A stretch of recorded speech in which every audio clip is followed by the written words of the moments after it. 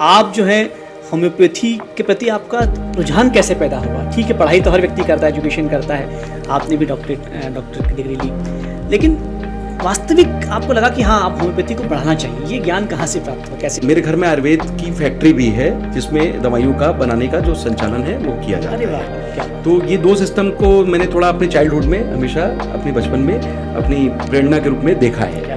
Homeopathy एक और ऐसा सिस्टम था जो हमारे घर में जरूरत भी थी और उस समय हो सकता है सौभाग्य से मेरा नंबर था। अच्छा। तो मुझे उसके लिए तैयार किया गया, घर की प्रेरणा थी, विजन था, तो मैं होम्योपैथी में पढ़ाई करने के लिए इंदौर आया। क्या वाकई आपने कैंसर के पेशेंट को जी ठीक किया? जी भैया, इसमें हम एक ही बात कहेंगे कि कैंसर के पेशेंट्स के लिए एक तरीके से दो कंसेप्ट होते हैं हमारे पास। कि सबसे पहले एक कंसेप्ट होता है कि क्योर करना और एक होता है ऑप्टिमम टू क्योर करना। अगर हम किसी भी दशा में होम्योपैथी को दे रहे हैं तो निश्चित रूप से हमारा विजन होता है विजन ऑफ क्योर, कि हम इसे पूरा ठीक करें, फिर चाहे वो स्टेज कोई भी हो। अगर हम पूरा ठीक नहीं भी कर पाए तो उसे ऑप्टिमम टू क्योर की भाषा देते हैं, जिसमें हम उसके लिए जितना बेस्ट कर सके वो हम उसे लौटा सके या मेडिकल साइंस की उम्मीदों को पूरा कराने में होम्योपैथी की मदद दे सके।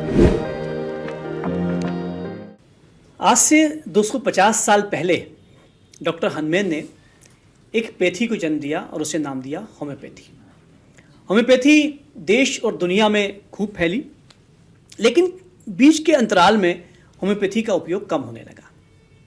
एलोपैथी ने उसे डोमिनेट किया और लोग एलोपैथी का उपयोग ज़्यादा करने लगे। इस बीच कई भ्रांतियाँ, कई भ्रम, कई सच, कई झूठ जो है होम्योपैथी को लेकर फैले, जो आज भी कमोबेश चल रहे हैं।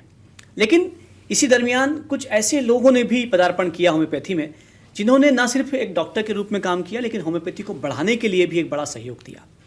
आज सौभाग्य से हमारे साथ में एक ऐसे ही शख्स, ऐसे ही डॉक्टर मौजूद हैं, जिनका नाम है डॉक्टर अर्पित चोपड़ा जैन, जो MD होम्योपैथ हैं और US यूनिवर्सिटी ने उन्हें डॉक्टरेट की उपाधि दी है। ब्रिक्स जो कंपनी है, उन्होंने जो है डॉक्टर साहब को रिप्रेजेंटेटिव नियुक्त किया है होम्योपैथी का। डॉक्टर साहब, बहुत स्वागत करते हैं हम आपका। और जिस तरह से आप होम्योपैथी में डॉक्टर के बतौर तो आप काम कर ही रहे हैं, लेकिन जिस तरह से होम्योपैथी के लिए आप जुझारू होकर चाह रहे हैं कि दुनिया भर में वापस होम्योपैथी का उस ढंग से नाम हो, ये अपने आप में महत्वपूर्ण है। सबसे पहले तो मैं जानना चाहूँगा कि आप जो है होम्योपैथी के प्रति आपका रुझान कैसे पैदा हुआ? ठीक है, पढ़ाई तो हर व्यक्ति करता है, एजुकेशन करता है, आपने भी डॉक्टर की डिग्री ली, लेकिन वास्तविक आपको लगा कि हाँ, आप होम्योपैथी को बढ़ाना चाहिए, ये ज्ञान कहाँ से प्राप्त हुआ, कैसे प्राप्त हुआ? बिल्कुल, आपका क्वेश्चन वही है जो मेरा चाइल्डहुड का एक तरीके से जो विज़न जो मेरे दिमाग में आया था, जो आज आप पूछ रहे हैं, मैं बिल्कुल आपको बात बताना चाहूँगा।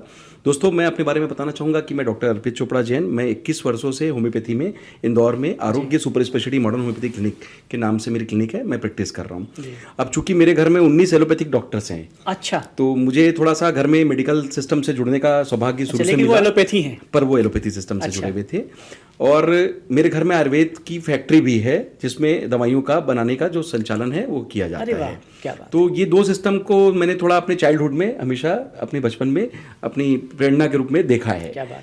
अब चूंकि होम्योपैथी एक और ऐसा सिस्टम था जो हमारे घर में जरूरत भी थी और उस समय हो सकता है सौभाग्य से मेरा नंबर था। अच्छा। तो मुझे उसके लिए तैयार किया गया। क्या बात है। घर की प्रेरणा थी, विजन था, तो मैं होम्योपैथी में पढ़ाई करने के लिए इंदौर आया।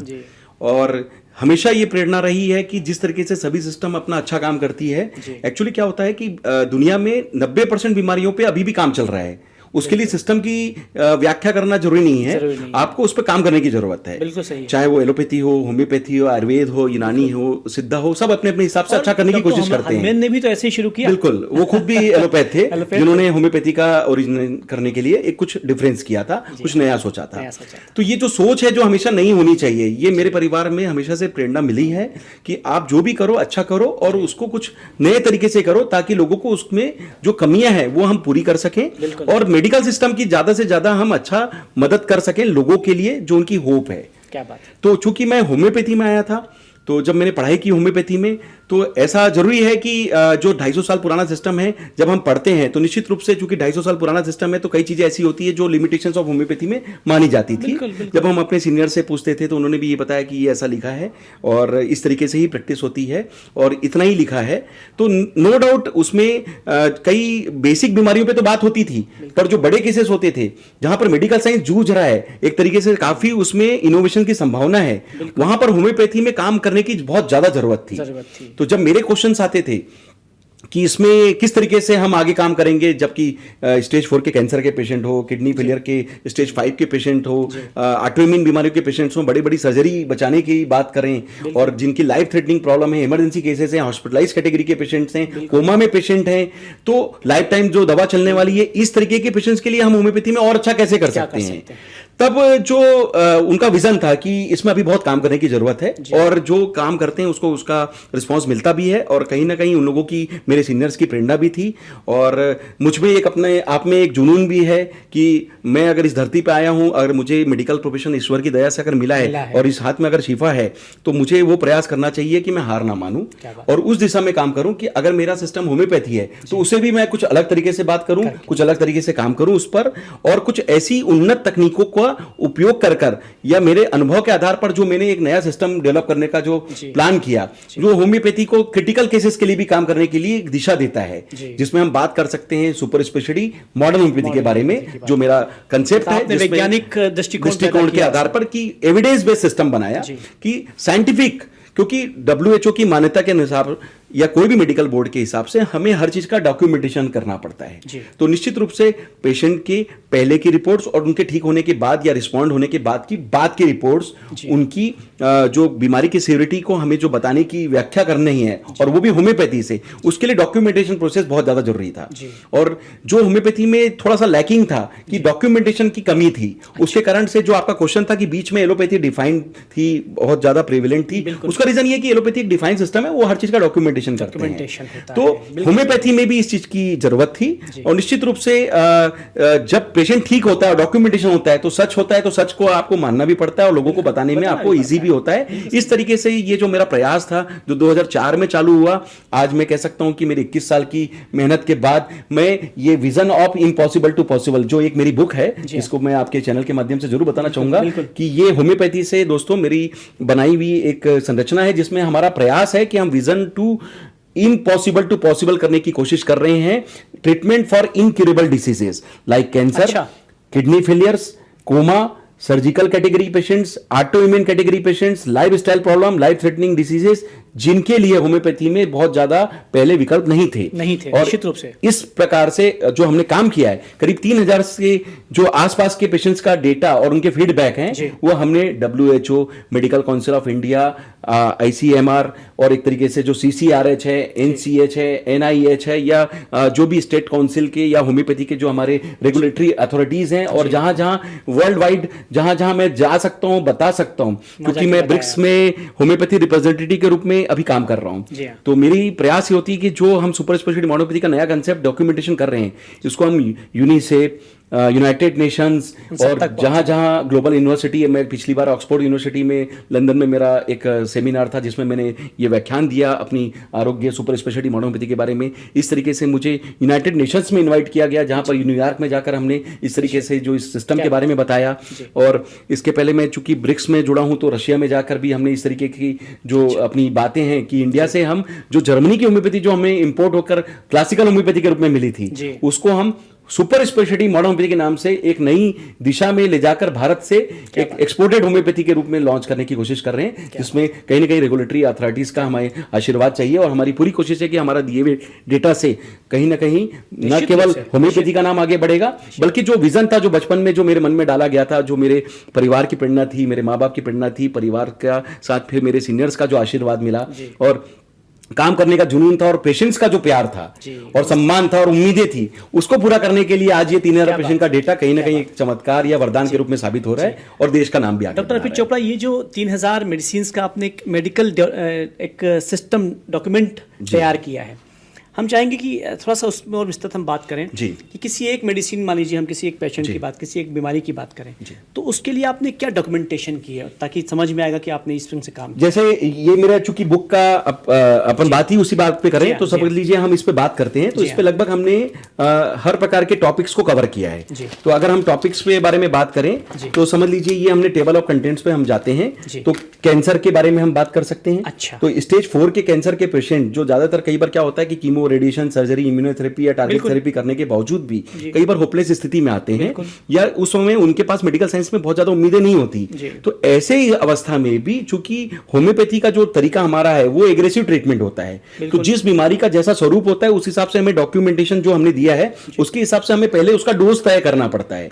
तो जो पैथोलॉजी रिपोर्ट हमें मिलती है, समझ लीजिए मुझे ओवेरियन कैंसर की 9 सेंटीमीटर की गठान दिख रही है, या जीबीएम ब्रेन कैंसर की 5 सेंटीमीटर की गठान दिख रही है, तो अब मुझे पता है कि ये ऑलरेडी सभी कुछ कराने के बावजूद जब हमारे पास आए, क्योंकि कई बार ऐसा होता है कि पेशेंट हमारे पास अंतिम अवस्था में आता है जब उसके पास उम्मीद बहुत कम होती है और समय बहुत कम होता है, और कह सकते हैं वो होम्योपैथी में है, पर मेरा ये उद्देश्य होता है कि अगर वो हमारे पास आए तो हम अपना काम पूरा करें और ना केवल उसको मेंटेन करने की सोचे, मैं तो सोचूंगा कि इसको मैं पूरा ठीक ही करने की सोचूं। तो ये थोड़ा सा विजन होता है जो जुनून भी है और थोड़ा तरीका डेवलप करता है कि हम कुछ नया करें और कुछ अलग तरीके से करें।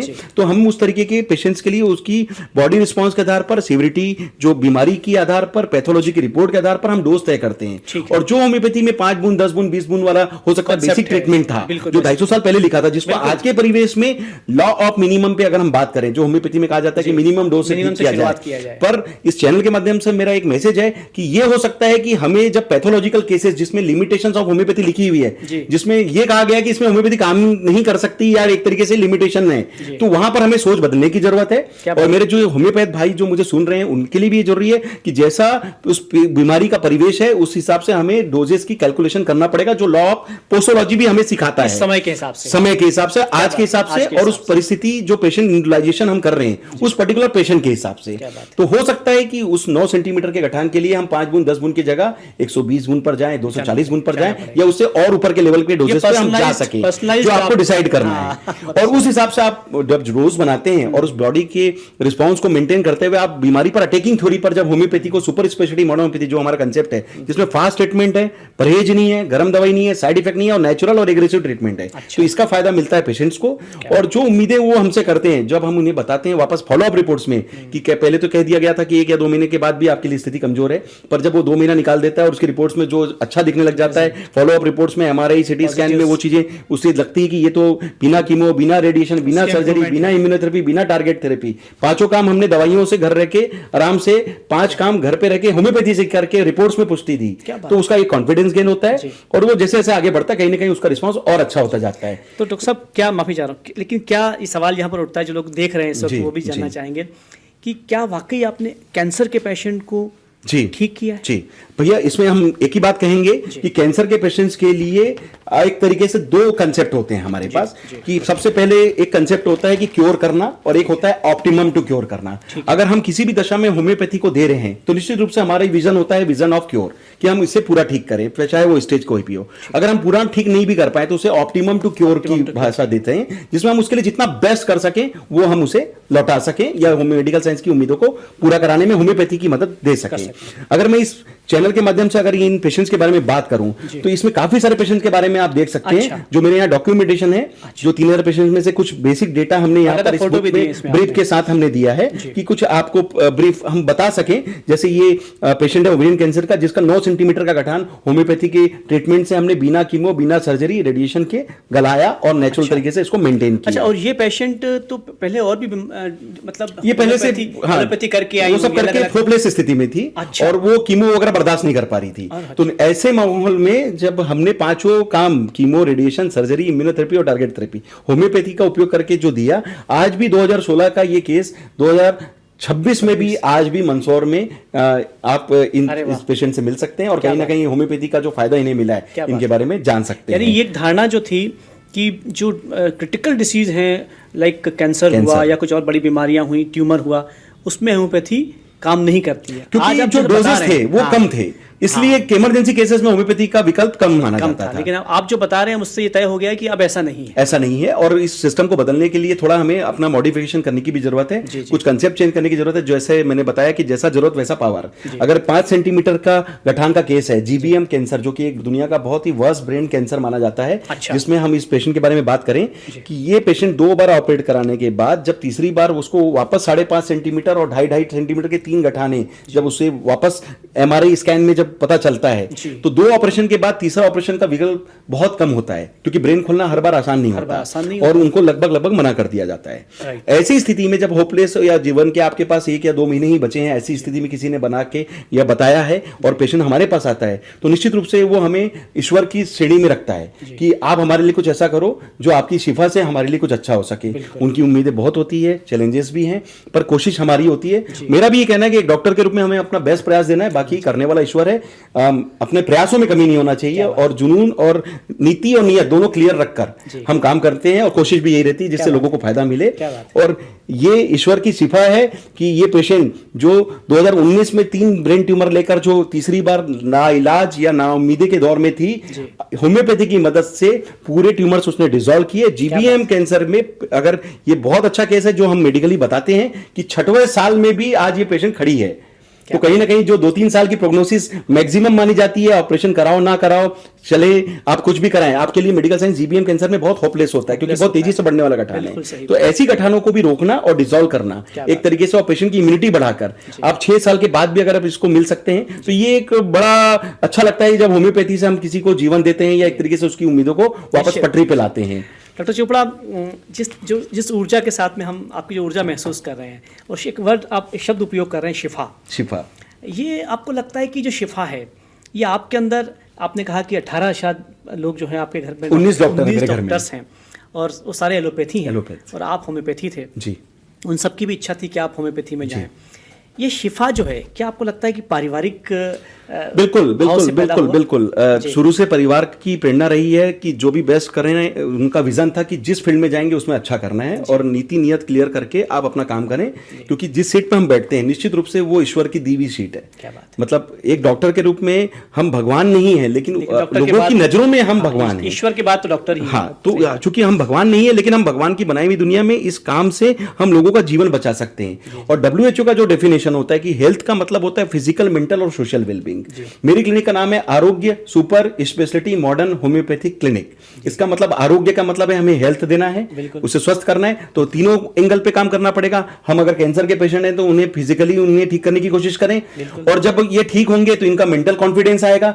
अगर मैं इस पेशेंट की बात करूं जिसको 2 महीने की जीवन काल बताया गया है, शेष बताया गया है, अगर वो आज 6 साल बाद भी खड़ी है तो उसका मेंटल कॉन्फिडेंस बढ़ता है और समाज में फिर से खड़े होने के लिए, जिस चीज के लिए वो जानी जाती है, मानी जाती है, जिस चीज के लिए वो काम कर रही होती है, उसमें फिर से वो अनुकूलता ले पाती है। तो निश्चित रूप से इस तरीके से फिजिकल, मेंटल और सोशल वेलबींग देना, ताकि किसी का परिवार चले, किसी के अच्छे काम से दूसरों को भी फायदा मिले, तो निश्चित रूप से ये तीनों एंगल से हम काम करते हैं और इसके लिए ईश्वर की शिफा होना बहुत जरूरी है।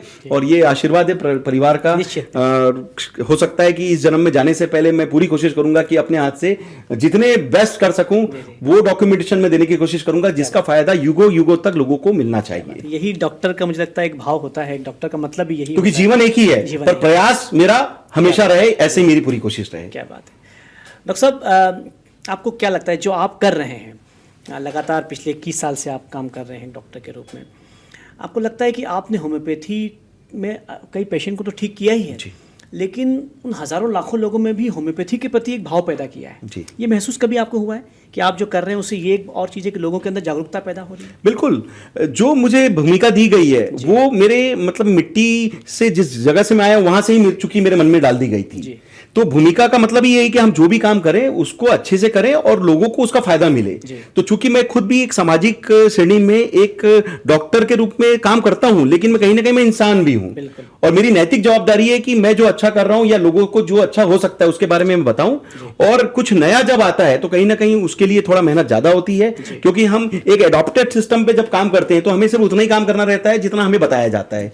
पर जब आप किसी थ्योरी को चेंज करने की कोशिश करते हैं, कुछ नया कंसेप्ट लाने की कोशिश करते हैं या कुछ नया विजन लेके आते हैं, तो और वैसा विजन जिसमें पूरा मेडिकल साइंस की उम्मीदें बहुत हैं कि 90% बीमारियों पे काम करना, जिसपे अभी भी लाइलाज श्रेणी से इतना सारा रिसर्च हो रहा है, हर सिस्टम काम कर रहा है, तो क्यों ना मैं अपने किए हुए काम को डॉक्यूमेंटेशन के रूप में जब मैं लोगों को बताऊं, या लोगों को जब ये सब पता चलता है कि 3000 पेशेंट का डेटा जो कि कैंसर के ऐसे स्टेज के पेशेंट में हमने लिया, AML पेशेंट का कैंसर का ये पेशेंट अगर 7 दिन में हम उनसे जो जीवन की लास्ट अवशेष कह सकते हैं कि शेष अवस्था में बताया गया था, 7 दिन के अंदर हमने AML कैंसर के पेशेंट को रिकवर करके आज खड़ा किया, और आज भी वो बड़वानी मध्य प्रदेश में रहकर अपना जीवन जी रहा है, अपना परिवार चला रहा है। तो लोगों को जानना चाहिए कि ये ये हुआ है और ये होम्योपैथी ने किया है। होम्योपैथी ने किया है, तो निश्चित रूप से ये डॉक्यूमेंटेशन प्रोसेस जो होता है ये बहुत बड़ा टूल होता है, जो सच होता है उसे बताने की जरूरत है। और मुझे लगता है कि हमारे जो भी अथॉरिटीज हैं, चूंकि उनका भी ये विजन होता है कि आप सही चीजों को बताएं, क्योंकि फेक डेवलपमेंट करके आप फेक चीजों को बता के आप ज्यादा दिन सर्वाइव नहीं कर सकते। तो सिंपल सा कंसेप्ट है कि आप सच बताइए, सच को आपको हमेशा बताने की जरूरत भी है और सच को लोगों को समझना भी चाहिए, और सच बहुत जल्दी आगे भी बढ़ता है। तो ये हमारी थीम रही है कि 2004 में जब पहला पेशेंट किसी ने पूछा था कि सर कितने पेशेंट ठीक किए आपने, तो हो सकता है कि मैं आपको मेरे आप भाई जैसे हैं, आप मेरे से कॉलेज लाइफ में भी आपने मुझे देखा है, तो कहीं ना कहीं हम लोगों के मन में बहुत क्वेरी होती थी, हम आपसे भी परेशान करते थे हम कि हम कैसे करेंगे, क्या होगा। आप लोगों ने भी हमें प्रेरणा दी कि जो भी करो अच्छा करो और उसमें बहस करो। तो कहीं ना कहीं पेशेंट्स हमसे सब कुछ चाहता है। जब वो पूछते थे कि सर आपने ऐसे कितने पेशेंट ठीक किए, तो हो सकता है कि उस वक्त में हमारे पास डेटा नहीं था, तो वो हमारा कॉन्फिडेंस था, लेकिन हम उन्हें बता नहीं पाते थे। आज इस चैनल के माध्यम से बड़े गर्व के साथ मैं बताने की कोशिश करता हूं कि भारत से 3000 पेशेंट का डेटा जो मैं बता रहा हूं वो ठीक किया है, हाँ, जो ठीक हुए हैं और उनके फीडबैक हैं। तो 2026 में हम जब ये बात बताते हैं तो वो एक कॉन्फिडेंस पेशेंट का मिलता है, और यही बात समाज में जाती है, और कहीं ना कहीं उनका प्यार, सम्मान और एक आशीर्वाद, जो एक कॉन्फिडेंस है, जो ना केवल मुझ पर बल्कि होम्योपैथी पर भी जनरेट होता है। और जब ये जनरेट होगा तो न केवल होम्योपैथी आगे बढ़ेगी बल्कि भारत का भी नाम आगे जाएगा, निश्चित, क्योंकि हम 19 देशों को ट्रीट कर रहे हैं आज के डेट में। हम ऑनलाइन सिस्टम से, इसी प्लेटफॉर्म से, जो हमारा यूट्यूब का चैनल है या वेबसाइट के माध्यम से लोगों को पता चलता है, लोग हमसे जुड़ते हैं। तो बीमार व्यक्ति चाहे दुनिया में कहीं पे भी हो, प्रोसेस सभी के लिए एक ही है कि हमें उसे ठीक करने का सोचना है, और अगर वो हम तक अप्रोच करता है तो हमारी पूरी कोशिश रहती है कि हम भारत से सुपर स्पेशलिटी मोनोपैथी का कंसेप्ट से भी उन देशों में भी उनकी दवाइयां भेजकर हम उनके लिए अच्छा कर सके, और वो जो रिपोर्ट्स हैं वो हमें जब मिलती है तो कहीं ना कहीं वो बात साकार भी होती है। यानी अब जो लोग अभी तक ये समझते हैं कि क्रिटिकल और सर्जिकल जो डिसीज हैं वहाँ पर होम्योपैथी फेल हो जाता है, आपसे बात करने के बाद में आप जो डेटा दे रहे हैं इस बुक के माध्यम से, इम्पॉसिबल टू पॉसिबल, उसके माध्यम से अब ये तो तय हो गया, और चूंकि आप तो एक्सपर्ट ही हैं क्रिटिकल और जो मेरा सिनोनियम में लोगों ने critical and surgical disease specialist ही रखा है, स्पेशलिस्ट रखा है होम्योपैथी के हिसाब से। तो अब ये तय हो गया है कि ये भ्रम खत्म हो जाना चाहिए। जी बिल्कुल, ये खत्म बिल्कुल जो है। इसके अलावा, कैंसर के अलावा, इसमें और जो बुक है आपकी पॉसिबल टू पॉसिबल, इसमें और ऐसी कौन सी बीमारियां हैं जिस पर आपने डेटा, सभी सिस्टम पे हम बात कर सकते हैं। अमूमन आज थोड़ा मैं खोल के भी बताता हूं। हम अगर कैंसर के बाद हम बात करते हैं तो हम नेक्स्ट टॉपिक पे करते हैं। ये मैं जो भी बात बताता हूं इसके दोस्तों, इसके बारे में आप मेरे चैनल पे जाकर या मेरे यूट्यूब के माध्यम से या फिर मेरे वेबसाइट के माध्यम से जानकारी ले सकते हैं, और निश्चित रूप से आपको प्रेरणा भी मिलेगी और लोगों को एक कॉन्फिडेंस भी आएगा कि होम्योपैथी से इस तरीके के केसेस में भी डीलिंग की जा सकती है। हम बात करेंगे किडनी फेलियर्स के बारे में। किडनी फेलियर एक ऐसी ज्वलंत मुद्दा जिसमें कह सकते हैं कि किडनी चूंकि शरीर का पूरा मेंटेनेंस करता है, और अगर किडनी खराब हो जाए तो पेशेंट डायलिसिस पे चले जाता है या एक तरीके से उसे रीनल ट्रांसप्लांट के लिए बताया जाता है।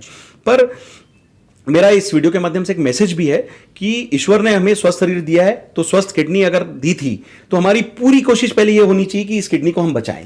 अपनी किडनी अपनी होती है, अगर वो बीमार भी है तो कोशिश करें उसको मेंटेन करें, जितना हो सके रीजनरेशन मेंटेन करें, उसका मेटाबॉलिज्म कवर करें और अपना रिस्पॉन्स बढ़ाएं। तो हमारी कोशिश होती है कि हम डायलिसिस या ट्रांसप्लांट बचाने की कोशिश करें, और अगर कभी डायलिसिस और ट्रांसप्लांट वाले पेशेंट हमारे पास आते भी हैं तो निश्चित रूप से हम होम्योपैथी से, जो सुपर स्पेशलिटी मोनोपैथी का जो नया कंसेप्ट है, एक तरीके से उसमें जैसा उसका बॉडी का रिस्पांस दिख रहा है और क्रिएटिनिन के लेवल मिलते हैं, तो हम बात करेंगे कई ऐसे पेशेंट्स के बारे में। जैसे मैं बात करूंगा कि पेशेंट जिनका 18 क्रिएटिनिन, ये पेशेंट जब मेरे पास आया था, ये सतना के पेशेंट हैं। अच्छा। और ये 18 क्रिएटिनिन लेकर जब मेरे पास आया, क्या होता है रेंज? 1.4। अच्छा। तो 18 क्रिएटिनिन में जब कोई पेशेंट आता है तो निश्चित रूप से उन्हें ये बोल दिया जाता है कि एक तरीके से डायलिसिस कराना है या ट्रांसप्लांट कराना है, क्योंकि सीकेडी स्टेज 5 के पेशेंट हैं। तो इसमें रिकवरी ऑलमोस्ट टू इम्पॉसिबल माना जाता है और नहीं माना जाता कि होगी। अब ये पेशेंट जब हमारे पास आता है, उम्मीदें हैं, ये पेशेंट चाहते हैं हम डायलिसिस ना कराएं या ट्रांसप्लांट ना कराएं, तो निश्चित रूप से हमने होम्योपैथी में जब हम अपना विजन देकर इन्हें ट्रीटमेंट दिया तो ये 2 महीने के अंदर इनकी पूरी रिपोर्ट्स 18 से 1.4 तक आकर पूरी तरीके से नॉर्मल पाई गई। तो ये मिरेकल है, हाँ, सुपर स्पेशलिटी मोनोपैथी का, कि होम्योपैथी से ये मिरेकली जो हम अच्छी कोशिश कर रहे थे ये इनके बॉडी रिस्पांस के साथ सेट हुआ और कहीं ना कहीं इनका रिस्पांस गेन हुआ, और आज भी ये पेशेंट बिना डायलिसिस बिना ट्रांसप्लांट के अपना स्वस्थ जीवन जी रहे हैं, इवन मेरी दवाइयों के बिना भी जी रहे हैं। तो अच्छी बात यह है कि बिना दवाइयों के जीवन जीना और स्वस्थ रहना, और अपनी किडनी अपनी होती है, वो अभी भी मेंटेन कर रहे हैं और आज भी उसके साथ स्वस्थता लेकर मुझे लगता है लोगों के लिए प्रेरणा बन रहे हैं। ये जो बात यदि आपकी पूरी दुनिया में एक साथ पहुंचा दी जाए तो शायद रद्दो बदल हो जाए, लोग जो है होम्योपैथी की तरफ दौड़ पड़े। सर, सभी का बॉडी रिस्पांस अलग अलग होता है, लेकिन हाँ, प्रयास अपना होना चाहिए कि पेशेंट के पास एक ऑप्शन होना चाहिए कि अगर आप मेडिसिन से अगर कुछ अच्छा कर सकें तो आपको प्रोसीजर बचाने के लिए आप होम्योपैथी का उपयोग जरूर करें। निश्चित। मैं इसके एक और side पेशेंट के effect- बारे में बात करूंगा। जी। ये अशफाक खान जी, ये हमारे बागली के पेशेंट हैं, देवास पास में हमारा एक शहर है। जब ये पेशेंट बहुत कम उम्र में जब हमारे पास आए, 21 साल की उम्र में इस तरीके के पेशेंट जब आते हैं और इनको ये बता दिया जाता है कि आपकी किडनी फेल है और उनको 11 क्रेटिनिन है। Oh my God। इन्होंने केवल 9 दिन के अंदर क्रेटिनिन 11 की रिपोर्ट 1.4 तक लाकर लगभग मेंटेन की। और उसके पहले एलोपैथी इलाज लिया होगा लिया है, वो हॉस्पिटलाइज थे, उनको किसी ने हमारे बारे में बताया, हमारे पास आके ट्रीटमेंट चालू किया और 9 से 10 दिन में उनका रिपोर्ट पूरी तरीके से नॉर्मल हो गया। तो ये कई बार ये चमत्कार कह सकते हैं या मिरेकल हो सकते हैं या होम्योपैथी की ताकत कह सकते हैं कि कई बार ये चीजें हमें बहुत जल्दी भी देखने में मिलती है, जो हम रिस्पॉन्स चाहते हैं। शिफा भी है, शिफा भी है, हाँ, कुछ कोशिश भी है, कुछ तरीका भी है जो होम्योपैथी में उन्नत तकनीकों का हमें इस्तेमाल करने की जरूरत है। इस तरीके से मेरे चैनल पे आप जाएंगे तो न केवल 18 बल्कि 21 क्रेटिनिन तक के भी पेशेंट 1 महीने में रिकवर होके खड़े हैं। तो ये बड़ी बात बता रहा हूं, पर कहीं ना कहीं ये हुआ है, इसलिए सच को बताना जरूरी है। मैं अगर इस चीज को नहीं बताऊंगा तो लोगों को लगेगा कि होम्योपैथी में हम इस तरीके के काम नहीं कर रहे हैं, पर मेरा पूरा, मैं इसमें किसी को डिसहार्मोनी नहीं कर रहा हूं कि आप लोग नहीं कर सकते या हमने किया है तो हमने, लेकिन आप जो कर रहे हैं वो तो, हाँ, पर मैंने जो किया है वो मैं बताने की कोशिश कर रहा हूं। सभी पेशेंट का बॉडी रिस्पॉन्स अलग होता है, किसी किसी को थोड़ा टाइम भी देना पड़ता है। हो सकता है मैं 100 में से कुछ पेशेंट नहीं भी ठीक कर पाता हूं, लेकिन मेरी कोशिश ये रहती है कि हम अपना क्योर नहीं तो ऑप्टिमम टू क्योर, जितना हम उसको बेस्ट दे दें, हम अपने लिए जो प्रयास है उसमें कमी ना करें। तो इस तरीके से हम किडनी पे बात कर रहे थे। अब आपने जब बात की तो मैं थोड़ा सा इसके आगे जाऊंगा, तो सर्जरी के बारे में हम बात करेंगे भैया, कि ये जो सर्जरी है, मैं आपसे कॉमन क्वेश्चन पूछूंगा जो मैं पूछूंगा। जी प्लीज। अगर आपको किसी प्रकार की सर्जरी के बारे में एडवाइस किया जाए और एक ऑप्शन दे दिया जाए, समझ लीजिए गॉल ब्लैडर में स्टोन है या ब्रेन में ट्यूमर है या फिर एवीएन का केस है जिसमें आपको ट्रांसप्लांट कराने का बोल दिया जाए या गॉल ब्लैडर रिमूव करने का बोल दिया जाए और ब्रेन ट्यूमर है तो फिर पूरा ऑपरेशन ही करना है, तो क्या, या बच्चेदानी में किसी फीमेल को गठान है या छाती में गठान है, अगर आपको ऑप्शन दिया जाए कि ये दवाइयों से हम कंट्रोल कर सकते हैं या इसे ठीक करने की कोशिश कर सकते हैं, तो पहला आपका ऑप्शन क्या आएगा? दवाइयों पर जाएगा या सीधा सर्जरी पे जाएगा? कोशिश पे जाएगा, क्योंकि दवाइयां नेचुरल है, सिंपल सी बात है, आपको काट छाट और चीर-फाड़ नहीं करनी पड़ेगी। तो सर्जरी का मतलब हमेशा वो ही होता है कि जहां पर दवाइयां खत्म हो जाती है वहां पर सर्जरी की जरूरत पड़ती है।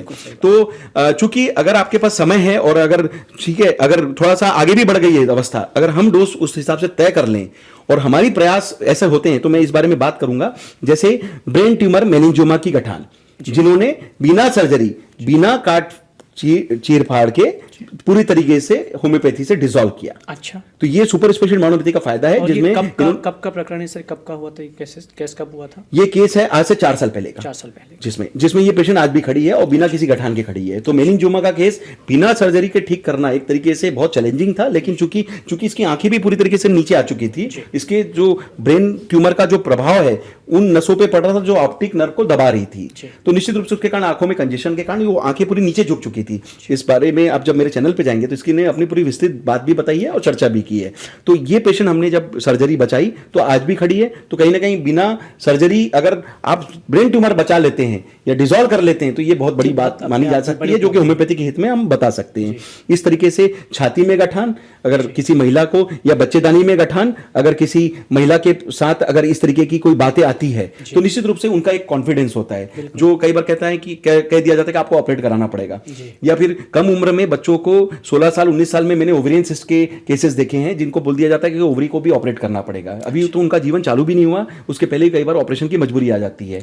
तो ऐसा किसी को फाइब्राइड की गठान हो, बच्चेदानी की गठान हो या फिर छाती में फाइब्रोएडिनोमा की गठान है, आप सुपर स्पेशलिटी होम्योपैथी से काफी सारे पेशेंट के अपडेट देख सकते हैं जिन्होंने इसको पूरी तरीके से डिसॉल्व किया। क्या बात है। तो ये एक तरीके से उनका कॉन्फिडेंस भी आता है। और चूंकि फीमेल ऑर्गन्स में हमारी ऑर्गन्स अगर बचते हैं बिना, क्योंकि हम उसको ऑपरेट नहीं कर रहे हैं, हम उसको पूरा बचा रहे हैं, तो इसका फायदा ये उनके हार्मोन्स लेवल पे भी हमेशा फायदा करता है और उनका कॉन्फिडेंस हमेशा उनकी ताकत बनाकर कहीं ना कहीं उन्हें खड़ा भी रखता है। तो ये होम्योपैथी से जो कॉन्फिडेंस मिलता है। फेलोपियन ट्यूब ब्लॉकेज के लिए हम बात करें तो जिसमें आप IVF और IUI के जो इतने महंगे इलाज होते हैं उसकी जगह हमने होम्योपैथी से लोगों को जो इलाज दिया उससे लोगों को फायदा हुआ और वो आज भी कंसीव करके अपना बच्चे एडॉप्टिविटी लेके आज भी अपना स्वस्थ जीवन जी रहे हैं। और फेलोपियन ट्यूब ब्लॉकेज के लिए होम्योपैथी सुपर स्पेशलिटी का फायदा लिया। अरे वाह। एवियन के केसेस में हिप ट्रांसप्लांट बचाने के लिए लोगों ने रिवर्स किया। जो एवियन होता है वो एक तरीके से इरिवर्सिबल माना जाता है। कि जो ग्रेड है वो स्टेज 3 से 2 नहीं हो सकती, 2 से 1 नहीं हो सकती, स्टेज 4 भी रिवर्स नहीं हो सकता। पर काफी सारे पेशेंट के अपडेट है जिन्होंने रिवर्स किया है क्या बात तो ये बड़ी बात है होम्योपैथी से जो नेचुरल तरीके से उन्होंने गेन किया। इसी तरीके से हम बात करें जो कई पेशेंट्स हैं जो कि हम देख सकते हैं, जैसे कि स्क्रोटल सिस्ट के पेशेंट हैं, वेरिकोसिल के पेशेंट हैं, टॉन्सिलाइटिस के पेशेंट हैं, एक तरीके से जो साइनोसाइटिस के पेशेंट हैं, जो होम्योपैथी से सर्जरी बचाकर आज भी पूरी तरीके से स्वस्थ जीवन जी रहे क्या हैं। बात। तो मेरा ये विश्वास है कि अगर दवाई से अगर आपका काम हो सकता है तो आप सर्जरी बचाने की पूरी निश्चित रूप से हर कोशिश व्यक्ति सुपर चाहेगा स्पेशलिटी भी मॉडर्न होम्योपैथी का लेके करने की कोशिश करें, करना चाहिए। और यही हमारा प्रयास है कि हम नेचुरल तरीके से इसको हम कवर करते हैं। ब्लड के बारे में हम बात करेंगे तो ब्लड डिसऑर्डर चूंकि आजकल बहुत ज्यादा प्रिविलेंट है, ये plastic anaemia, sickle cell anaemia, thalassaemia, इस तरीके की आईटीपी, ब्लड कैंसर, जैसे कि मैंने काफी सारी बीमारियों के बारे में बात किया, पेनसाइटोपिनिया, ये थोड़ी इमरजेंसी किस्म की बीमारियां हैं क्योंकि आपको बोन मेरो मेटाबॉलिज्म आपका पूरी तरीके से डिरेंज हो जाता है, आपका नेचुरल रिस्पॉन्स कमजोर हो जाता है, और जिसपे आपको लाइफ टाइम या तो ब्लड ट्रांसफ्यूजन, पीआरपी या एक तरीके से एसडीपी ट्रांसफ्यूजन लेकर आप मेंटेन करते हैं, या फिर आप बोन मेरो ट्रांसप्लांट पे जाते हैं। अच्छा। हमारी कोशिश ये रहती है कि जैसे कई सारे पेशेंट्स के बारे में हम बात करेंगे जिसमें आपने 2-2000 प्लेटलेट्स को भी उन्होंने रिकवर किया, अच्छा, और आज भी वो स्वस्थ जीवन लेकर खड़े हैं। क्या बात। तो ये बड़ी बात है कि जहां पर बोन मेरो ट्रांसप्लांट या बार बार ट्रांसफ्यूजन हो रहा था, वहां पर सुपर स्पेशलिटी होम्योपैथी से प्लेटलेट्स को हमने बढ़ाया और नेचुरल तरीके से रिगेन किया, बॉडी का मेटाबॉलिज्म रिकवर किया, इम्यूनिटी बढ़ाई और बोन मेरो को सही किया। तो ये नेचुरल अगर हम कर सकते हैं तो ये बहुत बड़ा टूल होता है जो किसी न किसी की मदद कर सकता है, फिर चाहे वो 1-1.5 साल की गुड़िया हो या फिर वो 70 साल की कोई बुजुर्ग इंसान हो, लेकिन होम्योपैथी सभी पर काम कर सकता है, और उसकी क्रिटिकल अवस्था के अनुसार से हम जो डोज बनाते हैं उसका फायदा उसे मिलना चाहिए, ऐसा हमारा विश्वास है और ऐसा हमारा प्रयास भी होता है। इसी तरीके से हम काफी सारे पेशेंट के बारे में बात कर सकते हैं। थोड़ा सा मैं ब्रीफ में बात करूंगा तो हम न्यूरोलॉजिकल में बात करते हैं। अच्छा। तो मेरे हिसाब से अगर दुनिया में सबसे चैलेंजिंग केस होता है जो मेरी करियर में मुझे जो समझ में आया है वो है कोमा का पेशेंट।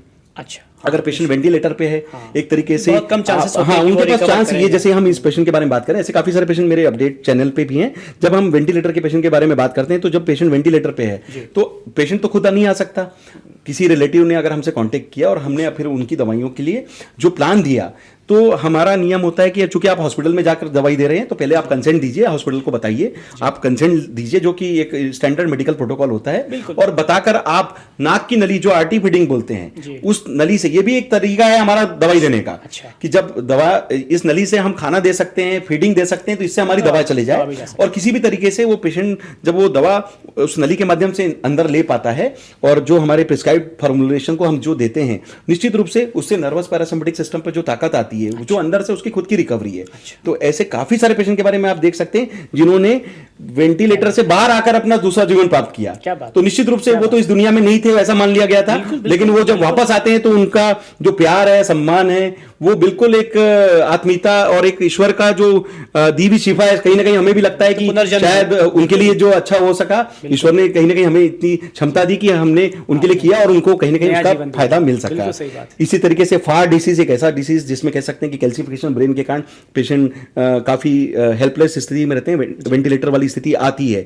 तो ऐसे पेशेंट्स को जब हमने रिकवर किया, पैरालिसिस से हमने रिकवर किया, जो ऑटोइम्यून कैटेगरी है, अगर मैं उसमें बारे में बात करूं तो ऑटोइम्यून बीमारी ऐसी मानी जाती है जो मेडिकल साइंस में सबसे ज्यादा लाइलाज कैटेगरी की मानी है। क्योंकि सभी मेडिकल साइंस उसमें बहुत काम कर रहे हैं। Rheumatoid arthritis, fibromyalgia, ankylosing spondylitis, muscular dystrophy, जो अभी हमारे इंदौर में अभी बात कर रहे हैं हम एसएमए के ऊपर कि स्पाइनल मस्कुलर एट्रोफी जो गुड़िया के लिए हम डोनेशन के लिए हम बात कर रहे हैं, ये सब ऑटोइम्यून कैटेगरी की बीमारी है। हमने जयपुर में एक मस्कुलर डिस्ट्रॉफी के पेशेंट के लिए, गुड़िया के लिए पूरे इंडिया ने कॉन्ट्री करके करीब 18 करोड़ का इंजेक्शन एक लगाया गया था। दुर्भाग्य से हम उसे नहीं बचा पाए, लेकिन चूंकि उसकी कॉस्टिंग बहुत ज्यादा है और बीमारी का स्वरूप ऑटोइम्यून है, दवाइयों का कॉस्टिंग तो है ही, वो तो अपनी जगह है, लेकिन बीमारी ऑटोइम्यून है, इसलिए लाइलाज कैटेगरी होने के कारण कई बार इम्यूनिटी रिस्पांस अपना साथ में नहीं आ पाता। उसके कारण कई बार जो बड़ी बड़ी दवाइयां वो भी उस पर काम नहीं कर पाती। तो इसलिए ऑटोइम्यून कैटेगरी में जब अपनी इम्यूनिटी अपने खिलाफ चले जाए, तो ऐसी अवस्था में इस चैनल के माध्यम से मेरा बहुत बड़ा मैसेज है कि होम्योपैथी चूंकि नेचुरल, इफेक्टिव और एग्रेसिव ट्रीटमेंट करके अगर आप अपनी इम्यूनिटी को मेंटेन करते हैं, तो निश्चित रूप से बीमारी हम पर अटैक करे इस थ्योरी के बजाय हमें बीमारी पर अटैक करना है, इस थ्योरी को आप माने तो काफी सारे पेशेंट के बारे में मैं बता पाऊंगा जिनको हमने ऑटोइम्यून कैटेगरी में ठीक होते देखा है। क्या बात, जो कि लाइलाज कैटेगरी के माने जाते हैं। हमने मस्कुलर डिस्ट्रॉफी में काफी सारे पेशेंट्स के सीपी के लेवल जो 65,000 थे, 45,000 है, उनको कंट्रोल होते देखा है, नॉर्मल होते देखा है। तो ये बड़ा एक हो सकता है कि अगर हमारा ट्रीटमेंट साथ में भी दे दिया जाए तो हम इम्यूनिटी बढ़ा के मेंटेन करके उस पेशेंट का बॉडी रिस्पॉन्स वापस मेंटेन करने में होम्योपैथी की मदद दे सके। और ऑटोइम्यून बीमारियों में जो दुनिया की जंग है उसमें पूरी तरीके से हम एलोपैथी या किसी भी दूसरे सिस्टम के साथ मिलकर भी काम कर सकते हैं। बिल्कुल। तो उससे इम्यूनिटी बढ़ेगी, वो अपनी दवाई दे, लेकिन कहीं ना कहीं अगर बॉडी रिस्पॉन्स अच्छा होता है, रिपोर्ट्स अच्छी आती है, तो कहीं ना कहीं आप अपने को बिना दवाइयों के रहने के लिए तैयार कर सकते हैं। अच्छा, और फायदा भी ले सकते हैं। आपने जो सवाल कहा है उसमें एक सवाल लोगों के मन में जहन में रहता है, एक कंफ्यूजन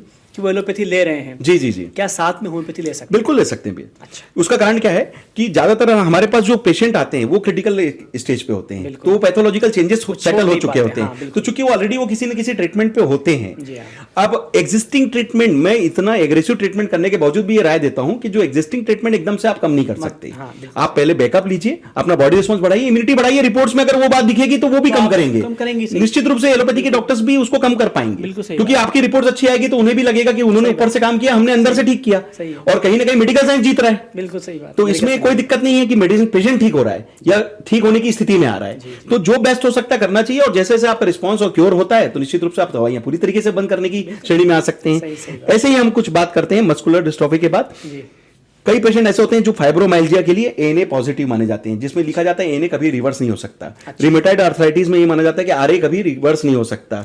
एंकोलाइजिंग स्पॉन्डिलाइटिस में ये माना जाता है कि HLA-B27 ये सब जेनेटिक फैक्टर्स हैं जो कि रिवर्स नहीं किए जा सकते। ये लाइलाज बीमारी है, इसको रिवर्स नहीं किया जा रिवर्स सकता नहीं हो सकते ये। क्योंकि ऑटो इम्यून है। बिल्कुल। आप जो दवाई देंगे वो भी रजिस्ट हो जाएगी और बॉडी उसके खिलाफ एंटीबॉडीज बना Oh my देगी, God। तो वो काम नहीं कर पाती पूरी तरीके से। इसलिए ये हमेशा ऑटो इम्यून बीमारी में जब हमने होम्योपैथी का उपयोग किया, तो जो मेरा जो सकारात्मक परिणाम जो मैं इस बुक के माध्यम से या मैं अपने चैनल के माध्यम से या आपके चैनल के माध्यम से आज जो बता रहा हूं, उसमें मैंने देखा कि काफी सारे पेशेंट का एएनए प्रोफाइल या एएनए फैक्टर की रिपोर्ट हमने रिवर्स किया, पॉजिटिव से निगेटिव किया।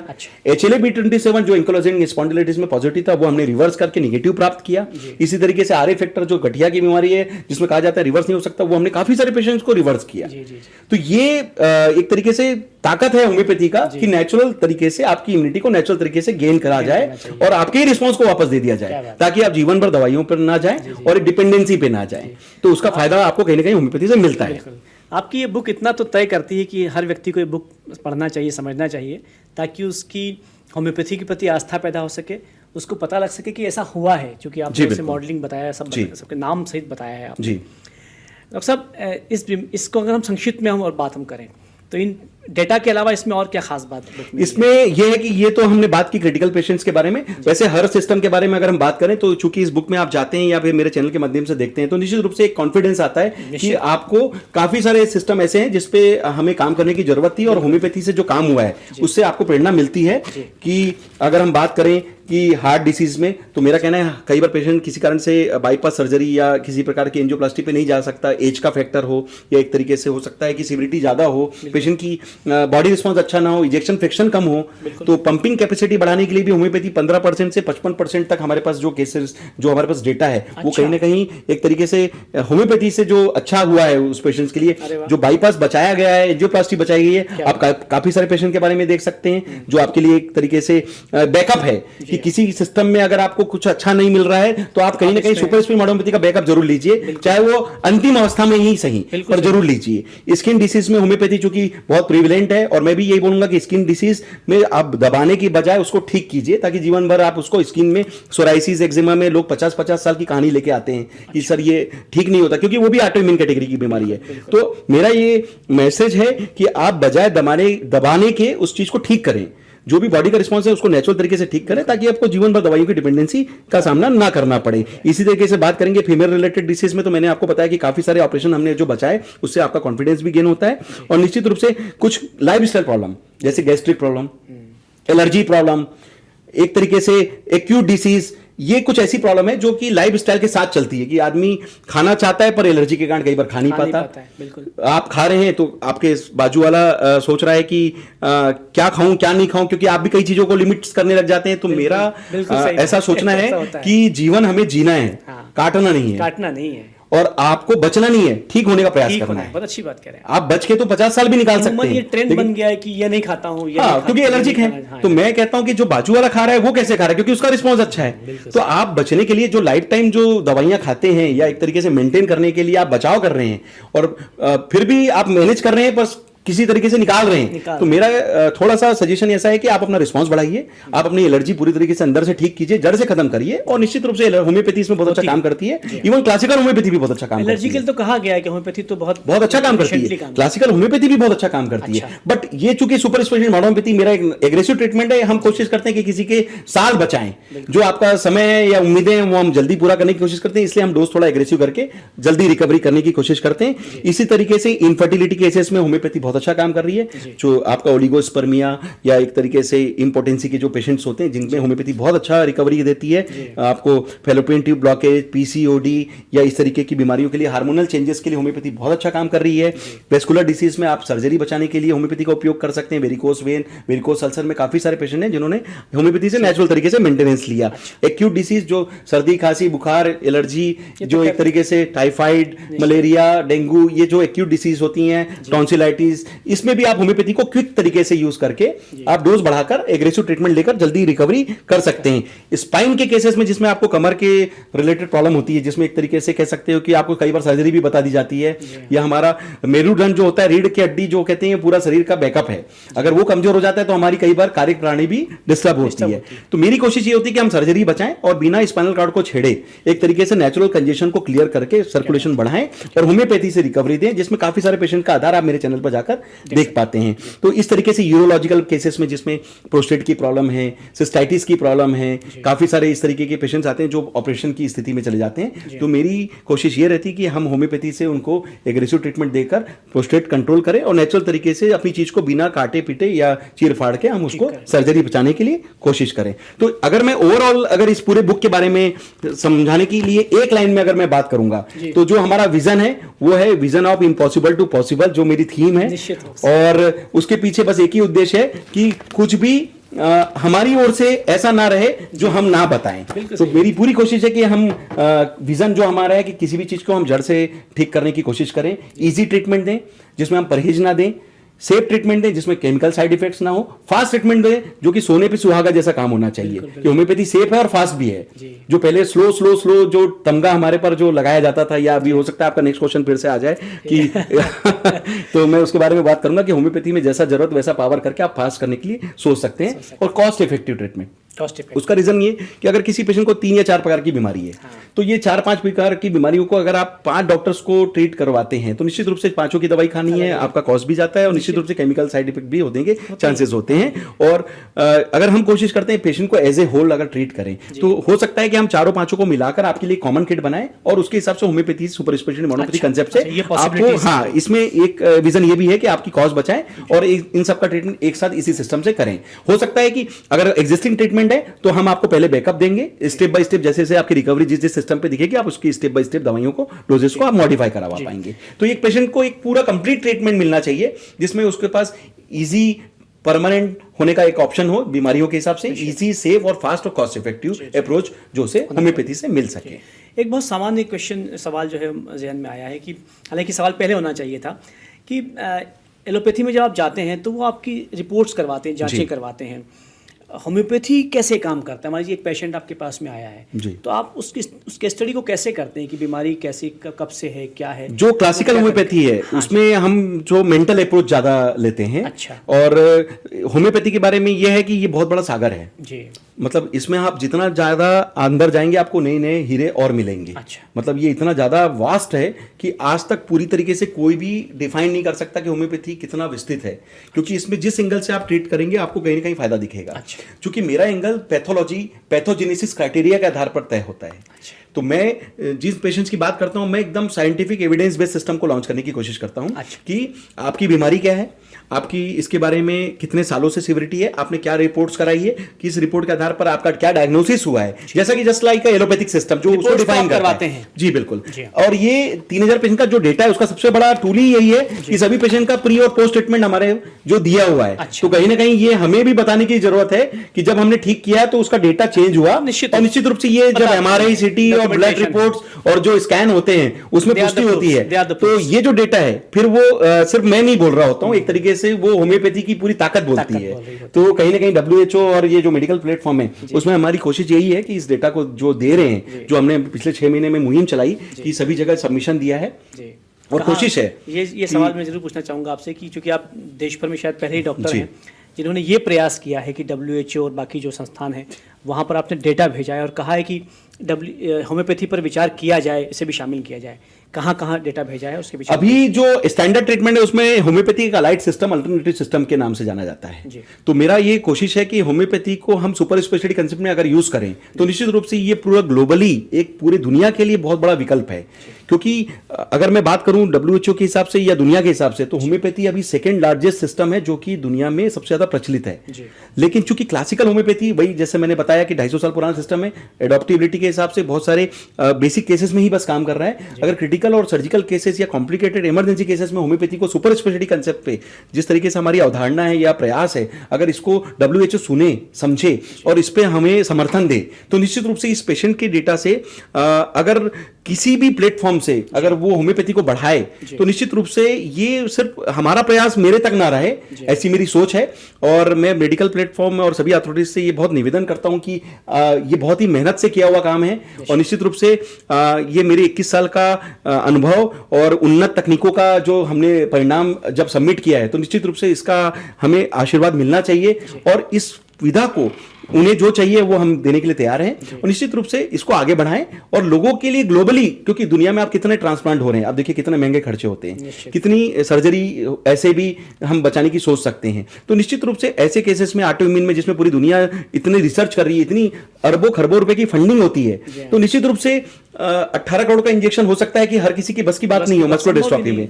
हमारे इंदौर के लिए हम 9 करोड़ का इंजेक्शन अभी हम काउंटी करने के लिए पूरा इंदौर हम मेहनत कर रहे हैं। तो निश्चित रूप से अगर ऐसी भी किसी सिस्टम में अगर आप होम्योपैथी का एडिशन लेकर भी अगर उस पेशेंट का बॉडी रिस्पांस बढ़ाकर अगर किसी की मदद कर सके तो ये सुपर स्पेशलिटी मॉडर्न होम्योपैथी का 3000 पेशेंट का डेटा भी अगर किसी एक पेशेंट की जान बचा ले तो शायद मेरा इस जीवन में जो प्रयास है वो साकार होते दिखेगा।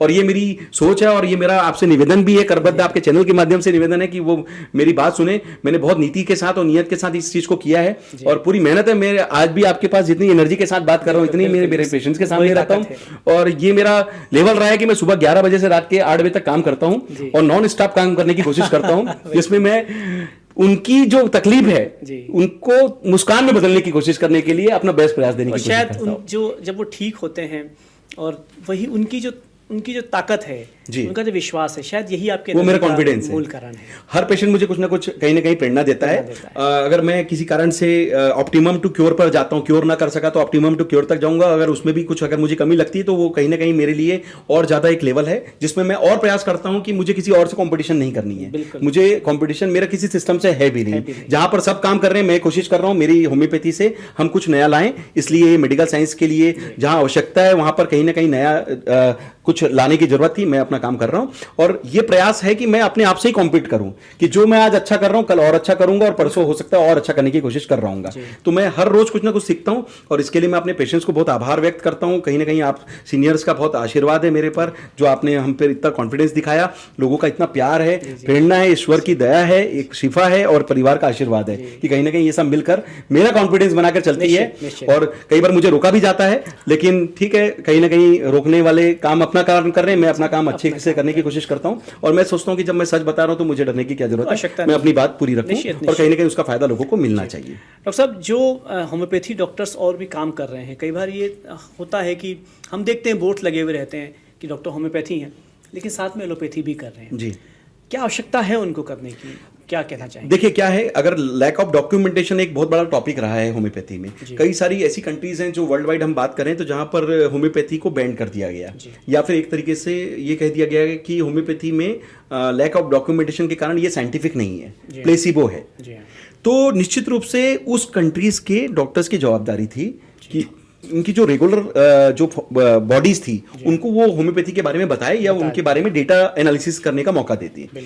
ठीक है, और अगर मेरे से अगर ये बात किया जाए तो निश्चित रूप से चूंकि अगर हमारा जो प्रयास है, मैं अपने होम्योपैथ भाइयों से भी ये कहना चाहूंगा कि अगर इस डेटा से अगर आपका कॉन्फिडेंस बढ़ता है तो निश्चित रूप से आप पहले दिन से अपनी प्रैक्टिस में pre and post treatment data रखना चालू करें।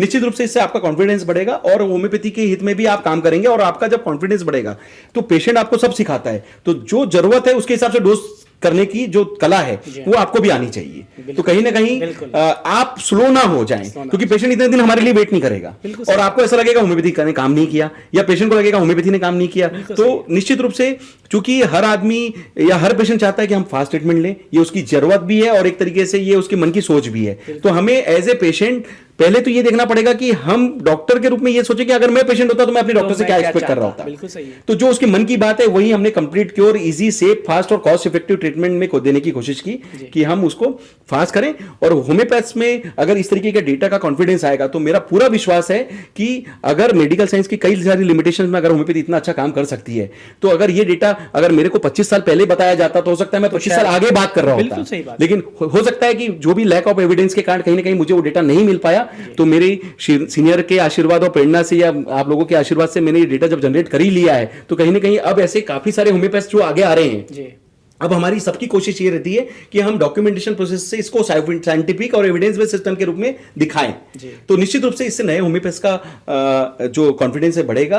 और जितना अभी मुझे, मैं चूंकि मैं प्रोफेसर भी हूं किसी कॉलेज में, तो जब बच्चा फर्स्ट ईयर में आता है तो एक बहुत अच्छा हमारे NCH national commission of homeopathy और कहीं ना कहीं रेगुलेटरी बॉडीज ने चालू किया है कि बच्चों को फाउंडेशन कोर्स कराया जाता है। फाउंडेशन कोर्स में हम उन्हें प्रैक्टिकल होम्योपैथी के बारे में भी बताते हैं कि क्यों होम्योपैथी आपके लिए जरूरी है। और ये जो कॉन्फिडेंस होता है फर्स्ट ईयर में, अगर बच्चे को जाल दिया जाए कि अगर मैं अगर अपने बारे में बताऊं कि मैं इस तरीके के पेशेंट डील करता हूं और इसमें हम काफी सारे पेशेंट की मदद करते हैं, तो एक फर्स्ट ईयर के बच्चे को अगर हम कहते हैं ना कि अगर बीच है, अगर उसमें अगर हम उसको कॉन्फिडेंस दे दें और उसके मन में एक उत्साह दे दें कि होम्योपैथी में इस तरीके के केसेस ठीक किए जा सकते हैं, तो वो बच्चा फिर किसी भी बैकग्राउंड से आया हो। कई बार ऐसा होता है कि बच्चा आता है, सोचता है मैं सिर्फ होम्योपैथी की पढ़ाई करूं, बाद में एलोपैथी करना है। और कई बार सोचता है कि होम्योपैथी में इस तरीके से पेशेंट ठीक किए जाएं या कैसे होंगे ये हमें पता नहीं है, या कैसे होगा उसके लिए समय नहीं मिल पाता, समझने के लिए उसको पूरा जीवन लग जाता है। तो वो जो कॉन्फिडेंस अगर हम फर्स्ट ईयर में अगर हम जनरेट करना चालू कर देंगे तो पढ़ते पढ़ते उसका कॉन्फिडेंस आएगा। और इस बात के लिए कहीं ना कहीं ये जो फाउंडेशन कोर्स है बहुत काफी अच्छा काम कर रहा है। और इस तरीके का डॉक्यूमेंटेशन प्रोसेस अगर कर दिया जाए तो निश्चित रूप से होम्योपैथ्स को भी कॉन्फिडेंस आएगा और इसका फायदा पूरी दुनिया के होम्योपैथी को मिलेगा। उन बच्चों के लिए आप क्या कहना चाहते हैं, क्योंकि अभी हम जिससे बात करते हैं तो वो नीट की बात करता है, डॉक्टर बनने की बात करता है, एलोपैथी डॉक्टर बनने की बात करता है।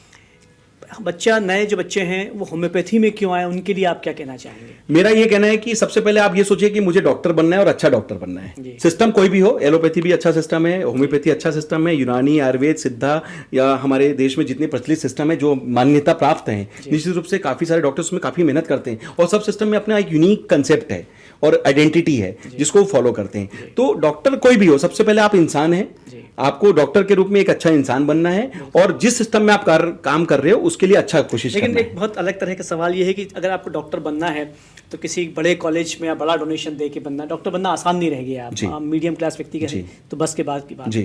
फिर ये सवाल भी आम आदमी कहता पाया जाता है कि आप जितना पैसा लगाता है फिर डॉक्टर आता है कि जैसे ही वो आ रहा है फिर वो पैसा कमाएगा भी सही, फिर उसमें जो डॉक्टर वाली शिफा वाली बात है या डॉक्टर की जो भावना है वो पीछे रह जाती है। तो ऐसे में क्या लगता है कि होम्योपैथी जो है वो कहीं, चूँकि वो कम पैसा भी उसमें कम लगता है और इलाज भी कम का होता है, तो आपको लगता है कि होम्योपैथी एक सब्स्टिट्यूट अच्छा हो सकता है? बहुत अच्छा हो सकता है। जिन लोगों के बारे में आप बात कर रहे हैं कि डीट में अगर वो क्वालिफाई नहीं कर पाते हैं तो निश्चित रूप से कई लोग होम्योपैथी में आते हैं।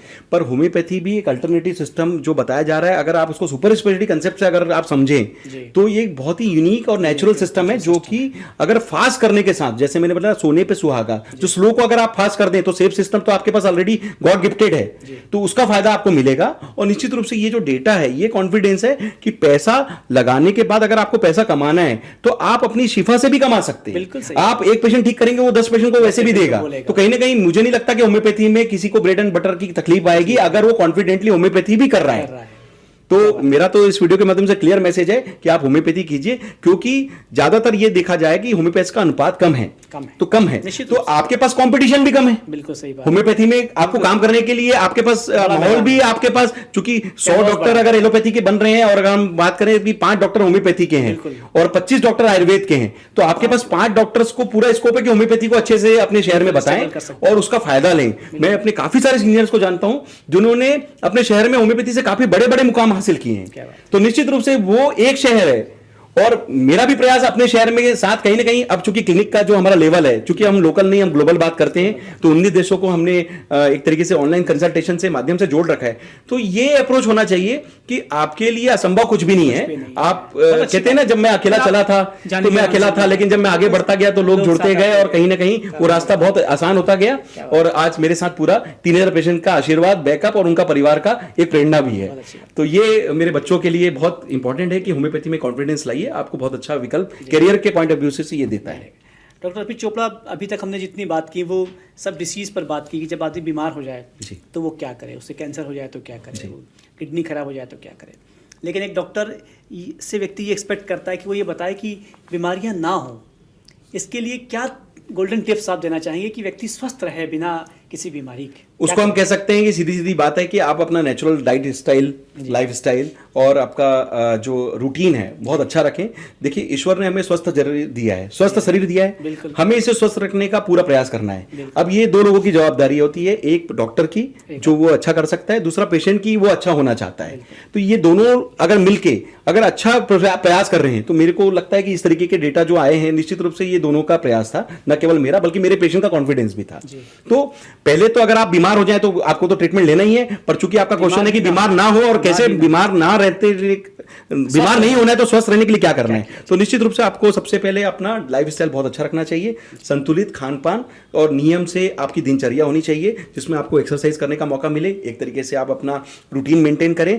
स्ट्रेस मैनेजमेंट आप बहुत करें, क्योंकि आज के डेट में बहुत सारी बीमारियों में एक बहुत से कॉमन बात जो आती है वो आती है स्ट्रेस। क्योंकि आप एंजाइटी स्ट्रेस को ऐसा मान सकते हैं कि पूरी ये 300 बीमारियों की जड़ है जी। अगर कुछ नहीं हो तो आखिरी में स्ट्रेस से भी बहुत बड़ी बड़ी बीमारियां होती देखी गई, क्योंकि साइकोसोमेटिक फैक्टर आपकी पूरी बॉडी को तकलीफ देता है। तो निश्चित रूप से स्ट्रेस मैनेजमेंट कैसे करना है वो आपको पता होना चाहिए। हम इस दुनिया में चूंकि काम कर रहे हैं, निश्चित रूप से जो हमें अच्छा लगता है वो हमें अच्छा करना चाहिए, जो हमें अच्छा नहीं लगता या कुछ लोगों को हमें जो हमें तकलीफ देते हैं बिल्कुल उन्हें अवॉइड कीजिए। और जिस चीज को आप चेंज कर सकते हैं उसे चेंज करने की पूरी कोशिश करें। पर एक लेवल ऐसा होता है जहां पर हमें कई चीजें अच्छी नहीं लग रही है, हम किसी को हटा नहीं पा रहे हैं, चेंज नहीं कर पा रहे हैं, तो कुछ सच होता है उसे आपको एक्सेप्ट भी कर लेना चाहिए।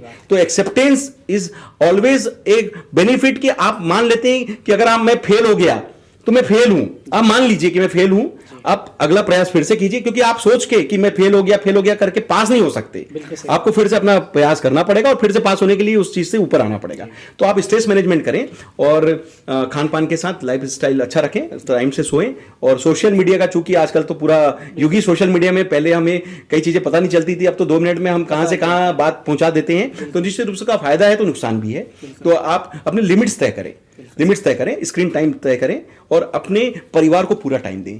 मैं 6 दिन काम करता हूं, 1 दिन पूरा अपने परिवार के साथ रहता हूं, क्योंकि मेरी क्वालिटी लाइफ कहीं ना कहीं मेरा परिवार भी है। और मुझे समाज में भी रहना है। मैं अपने सोशलिज्म में जहां जहां मुझे लगता है, आप मुझे देखेंगे मेरे प्रोफाइल में जाके देखेंगे कि मैं आईफा में गया, बहुत बड़ी बड़ी शाहरुख खान, अमिताभ बच्चन जी, ऐसे काफी बड़ी बड़ी देश की मशहूर हस्तियों से भी मैं मिला। केबीसी में मैं गया, एक तरीके से मैं अमेरिका गया, रशिया गया, यूके गया, वियतनाम गया, मॉरिशस गया, दुबई गया। तो ऐसे काफी सारी कंट्रीज में जाने के बाद मैं अपनी फैमिली को भी उसमें इन्वॉल्व करता हूँ कि मैं अपना काम भी करूं और क्वालिटी टाइम अपनी फैमिली को भी दूं। तो कहीं ना कहीं ये मेरा विजन है कि जीवन जीना है, काटना नहीं है। और यही मेरे पेशेंट्स के लिए भी रहता है कि हम जो भी करें उनके लिए अच्छा सोचें और उन्हें भी जीवन जीना है, काटना नहीं है। अच्छी बात है सर। अभी तक हमने जो है जितनी बात की है उसमें एक बीमारी जो है डायबिटीज़, जो इन दिनों आम बीमारी हो गई है, इस बीमारी का क्या होम्योपैथी में इलाज है? क्या होम्योपैथी ये दावा कर सकती है कि डायबिटीज़ खत्म हो जाए? दावा तो नहीं कहना चाहिए, लेकिन प्रयास होना चाहिए, प्रयास में कमी नहीं होना चाहिए, ऐसा मैं जरूर कहूंगा। और अगर मैं अपने अनुभव से बात करूं तो डायबिटीज, चूंकि आपने बात की लाइफ डिपेंडेंट जो ड्रग के ऊपर बात करने वाली बातों में एक बीमारी है डायबिटीज, कोलेस्ट्रॉल, मिर्गी, माइग्रेन, थायराइड और एपिलेप्सी, इस तरीके की जो बीमारियां जो कहते हैं कि जीवन भर आपको दवाइयों पे डिपेंडेंसी लेनी पड़ती है। आप मेरे चैनल पे जाएंगे या इस बुक के माध्यम से हम बात करेंगे life long drug dependent diseases के बारे में। इसमें हमने डायबिटीज के बारे में कवरेज दिया है। उसमें कई पेशेंट्स के बारे में आप जाके जो व्याख्या देखते हैं तो निश्चित रूप से ऐसे काफी सारे पेशेंट हैं जिन्होंने डायबिटीज के लिए होम्योपैथी का फायदा लेकर, अब अगर टाइप 2 डायबिटीज है जिसमें अगर इंसुलिन बन तो रहा है पर थोड़ा बन रहा है, कम बन रहा है पर बन रहा है, तो उसमें हमारी कोशिश रहती है कि पेशेंट अगर हमारे पास जल्दी आ जाता है तो हम उसके डिस्टर्ब मेटाबॉलिज्म को रिकवर करें और उसकी बीटा आइसोलेट सेल्स की एक्टिविटी को हम वापस मेंटेन करें या फिर बढ़ाएं। तो निश्चित रूप से उसका अगर नेचुरल मेटाबॉलिज्म काम करता है, पेनक्रेटिक मेटाबॉलिज्म रिस्टोर होता है, तो वो बात उसकी पुष्टि उसकी रिपोर्ट्स में भी होती है और उसके रिस्पॉन्स में भी होती है। तो अगर वो उसने दवाई नहीं चालू की है, होम्योपैथी से अगर वो पूरी तरीके से कंट्रोल कर लेता है तो वो क्योर की भाषा में माना जा सकता है। अगर वो पहले से किसी डिपेंडेंट दवाइयों पे है तो हम क्या करते हैं, बैकअप देते हैं स्टेप बाय स्टेप। अगर उसकी रिपोर्ट्स पे हम देखते हैं, जैसे आप चैनल पे जाएंगे तो आपको 11 HbA1c level, 13 HbA1c level, 15 HbA1c level के पेशेंट्स को भी होम्योपैथी के एडिशन से फायदा होते हुए देखा गया है, जिसमें उन्होंने दवाइयां कम की या फिर एक तरीके से बंद की। तो ये बड़ा एक टूल है होम्योपैथी जो नेचुरल रिस्पॉन्स को आपका गेन करता है। उसी तरीके से अगर हम बात करें टाइप 1 में, इसमें ये आपके चैनल के माध्यम से हाँ सीधी सीधी बात है कि इसमें इंसुलिन चूंकि बनता नहीं है, तो अब आपकी इंसुलिन की डिपेंडेंसी जीवन भर की है। तो हो सकता है जो आज 40 यूनिट है कल 50 होगी, कल 60 होगी और फिर एक दिन वो 100 पे ही पहुंचेगी। इस तरीके से अगर वो धीरे धीरे बढ़ रहे हैं तो हमारा प्रयास ये होता है कि हम होम्योपैथी से आपके रिस्टोर मैकेनिज्म को वापस गेन करने के लिए दवाइयां दें और जितना ऑप्टिमम टू क्योर कर सके। जितना ऑप्टिमम का क्योर है कि हमारे पास दो ऑप्शन है, हम दवा देंगे और उसका एब्जॉर्प्शन कैपेसिटी, जैसे समझ लीजिए आपने इंसुलिन दिया 40 यूनिट पर एब्जॉर्ब कितना हो रहा है वहां पर 25 यूनिट, तो हम कोशिश करेंगे कि आपका एब्जॉर्प्शन 40 में से 35 यूनिट हो। तो आपका रिसेप्टर क्वालिटी अगर हमने एब्जॉर्प्शन बढ़ा लिया तो जितनी आप इंसुलिन कम दे रहे हैं अगर वो भी एब्जॉर्ब हो जाए तो आपकी डिपेंडेंसी कम हो जाती है। तो अगर वो 100 यूनिट की जरूरत है तो हो सकता है उसका काम 70 यूनिट में हो जाए, 70 है तो 50 में हो जाए, 50 है तो 40 में हो जाए, नहीं तो 10 यूनिट में ही हो जाए। तो जितना कम से कम इंसुलिन में ऑप्टिमम में हमारा काम हो जाए उस श्रेणी में आप होम्योपैथी का फायदा लेकर आप इंसुलिन का मेंटेनेंस ले सकते हैं। इसी तरीके से अगर हम कोलेस्ट्रॉल, मिर्गी, माइग्रेन या बीपी पे बात करें तो इसमें भी लोग जीवन भर दवाई खाने के लिए बाध्य रहते हैं। मेरा इस वीडियो के माध्यम से मैसेज है कि चूंकि ये बीमारी लाइलाज कैटेगरी में मानी जाती है, आप होम्योपैथी सुपर स्पेशलिटी होम्योपैथी का जो हमारा कंसेप्ट है इसका बैकअप भी ले सकते हैं और स्टेप बाय स्टेप इस चीज को रिपोर्ट्स में पुष्टि करिए। जैसा कि ये मैंने काफी सारे पेशेंट का डेटा दिया है जिसमें पहले और बाद की रिपोर्ट्स के आधार पर इनके अनुभव और उन्होंने फीडबैक बताए हैं। तो निश्चित रूप से ये एक टूल है कि जीवन भर हमें दवाइयों की डिपेंडेंसी से बचने के लिए अपना खुद का रिस्पॉन्स बढ़ाना चाहिए और उसके लिए होम्योपैथी चूंकि नेचुरल है तो ये थायराइड, डायबिटीज, डिस्लिपिडीमिया, माइग्रेन, मिर्गी, पीसीओडी, इस तरीके की जो लाइफस्टाइल प्रॉब्लम है जिसमें अच्छा काम करती है। और जो आपका जो थीम है जो मैं हमेशा बताता हूं कि जीवन जीना है काटना नहीं है, तो उसमें एक चीज और भी है कि कोशिश करें कि दवा के बगैर ही जीवन जीना हो। तो ये और अच्छा है कि सोने पे सुहागा, हम स्वस्थ भी रहें और मस्त भी रहें। डॉक्टर चोपड़ा, आपसे इतनी बात हुई और विश्वास कीजिए कि ये जो बातचीत हुई है ये गागर में सागर की तरह है और यदि पूरा व्यक्ति देखता है तो मुझे लगता नहीं है कि उसके बाद में उस कोई होम्योपैथी के प्रति कोई उसका विश्वास रह जाएगा। लेकिन आप जिस ढंग से काम कर रहे हैं, जो शिफा आपको प्राप्त है, वो उसके लिए बहुत सारी शुभकामनाएं। बस आप लोगों का आशीर्वाद है, पेशेंट्स की प्रेरणा है। मैं चाहूंगा कि इस जन्म में जाने से पहले पूरी कोशिश करूंगा कि अपना जो ध्येय है वो पूरा करके जाऊँ। तो डॉक्टर चोपड़ा से बातचीत हुई और जो बातचीत हुई वो सब आपने देखी, लेकिन खास बात यह है कि होम्योपैथी वाकई अब वो होम्योपैथी नहीं रही जो आज से 50-100 साल पहले थी। अब होम्योपैथी में वैज्ञानिक दृष्टिकोण भी आ गया। डॉक्टर अर्पित चोपड़ा जैन जैसे जो डॉक्टर्स हैं उन्होंने एक बहुत बड़ा सहयोग किया है, इसमें बहुत बड़ा जो है वो सपोर्ट किया है और दुनिया भर अभी जान रही है कि अब होम्योपैथी में उन सब बीमारियों का इलाज होता है जो लाइलाज थी, जो क्रिटिकल थी, जो सर्जिकल थी। तो निश्चित रूप से ये कार्यक्रम देखिएगा, ये पॉडकास्ट देखिएगा, अपने नियर और डियर्स को भी भेजिएगा ताकि उनके जीवन में भी परिवर्तन आ सके। आप देखते रहिए हिंदुस्तान में।